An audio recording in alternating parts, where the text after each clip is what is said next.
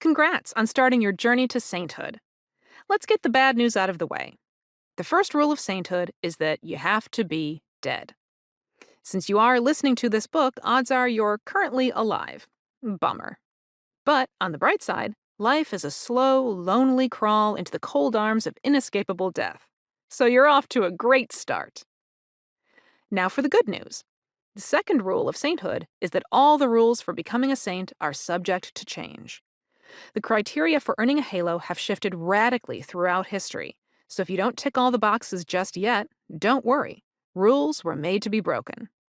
Except for that first one. You definitely have to be dead. According to current church law, anyone who wants to be considered for sainthood has to be dead for at least 5 years, unless they're famously holy, like Mother Teresa or Pope John Paul II. Again, remember the second rule. All the rules are subject to change. The 5-year rule was put into place in 1983 by Pope John Paul II. Prior to that, you had to be dead for 50 years before the canonization process could begin. The goal of this rule was to ensure that the saint-to-be's holiness wasn't a passing fad.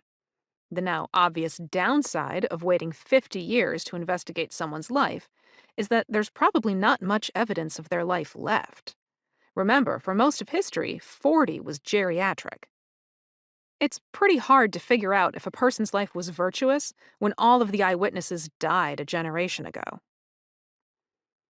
Even with the newly shortened 5-year rule, canonization still takes a long-ass time. One of the quickest canonizations in recent history was Saint Therese de Lisieux in 1925, who was canonized 28 years after her death. Pope John Paul II especially benefited from shortening the canonization timeline since he himself was promoted to saint just 9 years after he died. But they are anomalies. The average time between funeral and canonization is 181 years. Part of the reason it's so hard to make a saint is that, for most of history, it was way too easy. Canonization literally means adding someone's name to a list. In this case, it refers to the list of saints whom Catholics are officially allowed to venerate. It wasn't until 1243 that Pope Gregory IX made canonization a rite exclusive to the Pope.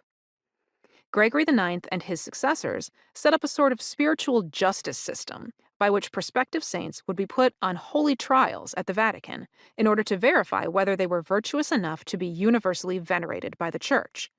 It was like Law and Order, only instead of Benson and Stabler, you had a bunch of guys in robes and funny hats.